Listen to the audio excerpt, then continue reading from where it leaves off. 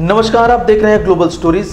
बीती रात जंगल की शांति को चीरते हुए एक तेज रफ्तार ट्रेन ने ऐसा कहर बरपाया जिसकी गूंज न सिर्फ जंगल में बल्कि इंसानियत के कानों तक भी पहुंच गई। जी हां, दरअसल झारखंड और बंगाल के बॉर्डर पर जहां एक और हरियाली की चादर बिछी हुई है, वहीं दूसरी ओर रेलवे ट्रैक जंगल को चीरती हुई गुजरती है। यह इलाका बना बीती रात हाथियों का एक दल के लिए काल। गुरुवार रात हावड़ा खड़गपुर टाटानगर रूट पर दौड़ रही जनशताब्दी एक्सप्रेस की रफ्तार तेज थी और सामने आ गई जंगल के राजा यानी गजराज। वह भी एक दो नहीं बल्कि एक साथ 3 हाथी जो ट्रेन के चपेट में आ गए और मौके पर ही दम तोड़ दिया। सुबह होते होते आसपास के लोगों का भीड़ जुट गया। प्रत्यक्षदर्शियों के मुताबिक मरे हुए साथी हाथी को छोड़कर झुंड हाथी नहीं जा रहे थे और उनके आंखों में आंसू भी देखे जा सकते थे। इतने बड़े जानवर का आकस्मिक निधन होने से इलाके में सनसनी फैल गई थी। घटनास्थल पर रेल कर्मी आकर उनको ट्रैक से हटवाया और फिर ट्रेन को बहाल किया। आपको बता दें कि मंजर इतना भयावह था, जिसने भी देखा उसकी आंखें नम हो गई। 3 मासूम जानवर जो सिर्फ जंगल पार कर रहे थे, वहीं उनकी जिंदगी की पटरी थम गई। आपको बता दें कि यह पहला मामला नहीं है। इस रूट पर हाथियों के साथ ऐसी कई घटनाएं पहले भी हो चुकी है और इसी को ध्यान में रखते हुए रेलवे ने सालों पहले आदेश जारी किया था कि इस क्षेत्र में ट्रेन की रफ्तार रात के वक्त 20 किलोमीटर प्रति घंटा से ज्यादा नहीं होनी चाहिए। लेकिन बड़ा सवाल यह है कि क्या इस आदेश का पालन हो रहा था? हादसे के वक्त ट्रेन कितनी स्पीड में थी और क्या लोको पायलट को हाथियों का अंदेशा मिला था?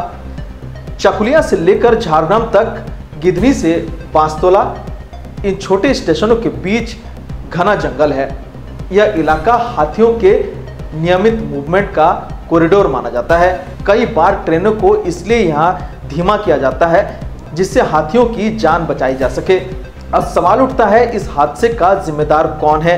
रेलवे, वन विभाग या फिर हमारी लापरवाह व्यवस्था? गजराज जो हमारी विरासत है, जंगल के असली राजा, जब वह भी हमारी लापरवाहियों का शिकार हो जाए तो ये सिर्फ हादसा नहीं बल्कि हमारे नैतिक दिवालियापन की तस्वीर है। World life trust of India की रिपोर्ट के अनुसार पिछले 1 दशक में भारत में 200 से अधिक हाथियों की मौत केवल रेलवे ट्रैक पार करने के दौरान हुई है। इसमें से 65% हादसे पूर्वी भारत यानी झारखंड, उड़ीसा, पश्चिम बंगाल और असम जैसे राज्यों से हुई है। इस मामले को लेकर वन विभाग और रेलवे दोनों एक दूसरे पर आरोप मढ़ते रहते हैं।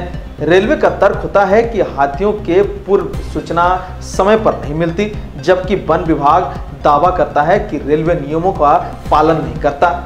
इसे पता चलता है कि दोनों विभागों के बीच कोई प्रभावी संचार प्रणाली नहीं है।